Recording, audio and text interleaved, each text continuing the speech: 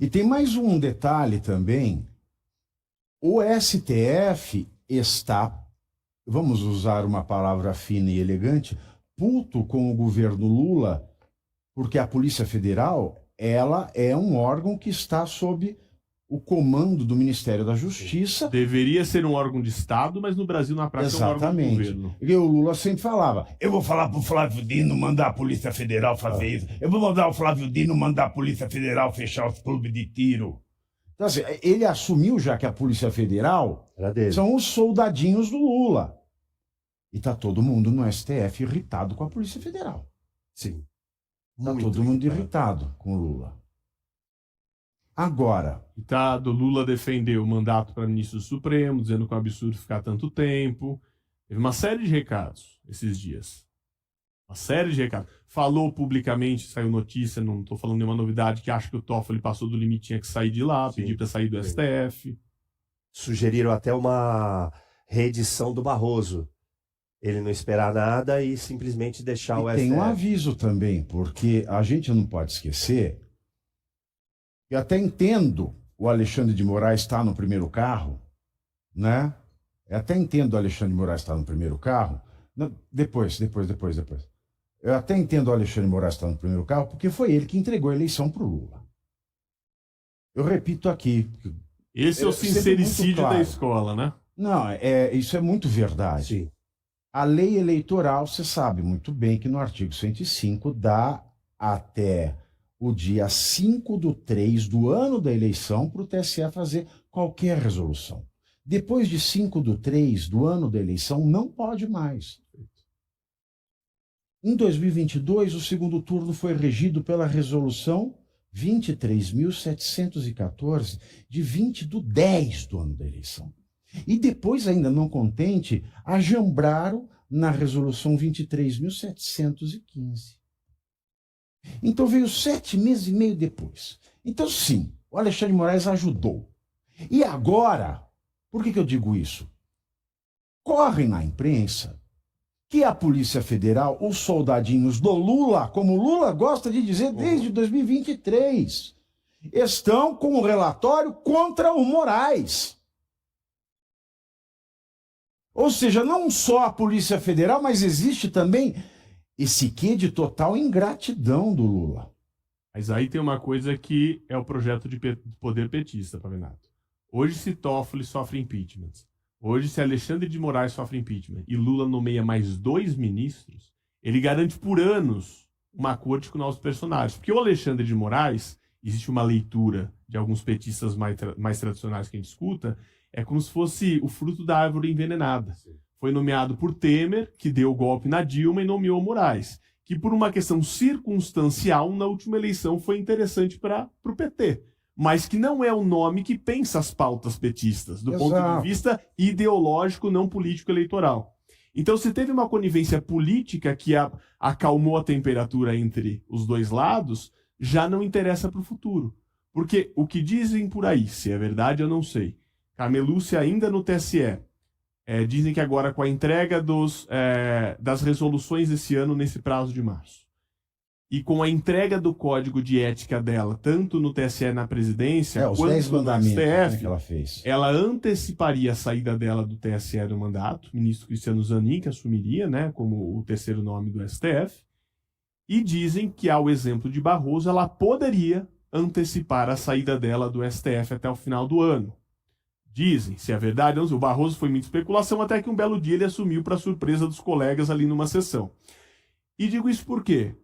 Existe hoje uma indisposição de nomeação do Jorge Messias indicado. Foi retirado o nome, colocado, não tem voto, ninguém consegue contabilizar. Pacheco com a vontade de assumir com o apoio do Centrão. Então Pacheco teria, em tese, um apoio e cumpriria uma missão para concorrer ao governo de Minas Gerais, para dar palanque, principalmente no segundo turno, para Lula, a troco de alguma suposta combinada vaga ainda esse ano, porque Lula ganhando ou perdendo teria como indicar até o final desse ano, numa vaga que poderia ser ou a de Toffoli, se saísse de lá por impeachment, ou a de Carmen Lúcia, se pedisse antecipação de sua saída. Então o jogo que corre por trás é de muito interesse. Muita coisa correndo. Eu acredito sinceramente que os nossos senadores hoje, eles não têm culhão para levar nenhum impeachment adiante. Mas eles têm safadeza suficiente para segurar a vaga do Barroso. E digo mais, se sair a Carmen Lúcia, segurar a vaga de Carmen Lúcia para ter uma moeda valiosíssima de troca com o próximo presidente. Com o Flávio Bolsonaro, é verdade. Seja ele quem for. É.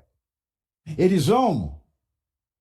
o Messias, tá bom, se o Lula for reeleito. Se o Lula não for reeleito, não, a vaga do Barroso é do próximo presidente, a vaga da Carmen Lúcia, se ela sair, e eu acho que ela não sai por conta disso, vai ficar para o próximo presidente. Que imagina a força de Alcolumbre. Alcolumbre já ele termina, né? Antes Alcolumbre que não tem dormido nos últimos dias quando a relatoria mudou para André Mendonça, alguém que ele deixou na geladeira por muito tempo. Exatamente. Alcolumbre, as informações dão conta em Brasília de que ele não dorme nas últimas noites. Alcolumbre, Ciro Nogueira. São duas pessoas que tentaram fritar o ministro André Mendonça até o último momento. Sem contar, Pavinato, Bissoli, que esse imbróglio todo, como você disse, já pode começar uma AGE, né? Uma ação de investigação, serviria de cortina de fumaça para a CPMI do INSS e uma possível CPMI do Banco Master. Então Lula, passaria ao largo de ter o filho envolvido em qualquer situação de algum tipo de desvio. Talvez a conta para ele seja muito melhor não participar do que continuar tentando participar. Hein? Pois é. Niterói destruiu, será o PT? Sabe que o PT sonharia em ser destruído por Niterói, bicho? Eu acho que eles vão trocar de nome. Uma escola com um péssimo desfile que nós vimos na rua, e aí independente do tema, viu? Estou falando do péssimo desfile do ponto de vista técnico.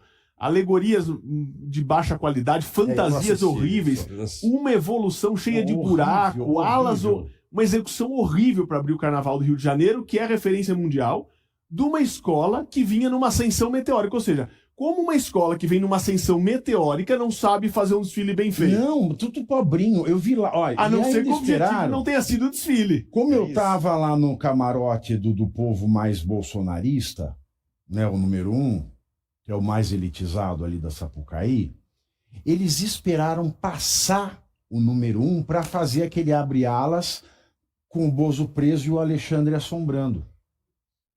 Ou seja, eles não fizeram no começo da avenida. Eles passaram um pouco ali. Foi uma sucessão de erros. Aliás, vou cravar aqui uma afirmação que voltaria aqui para reafirmá-la no ar.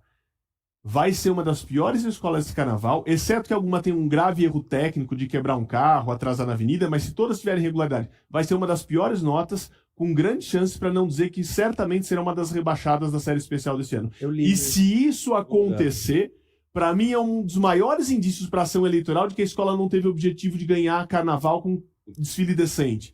Teve o objetivo de entregar uma pré-campanha ou uma campanha antecipada. Você lembrou bem, na sequência veio a Portela homenageando o Ney Matogrosso. Deu um show de costura, moda brasileira. Aquilo é moda brasileira. Deu um show de samba enredo, uma letra magnífica, de arrepiar. E aí você põe uma do lado da outra. Que foi o Lula, foi o Ney Matogrosso. Do Ney foi uma homenagem. É prova maior de que não houve homenagem nenhuma pro Lula. Nenhuma. Prestou um serviço literalmente.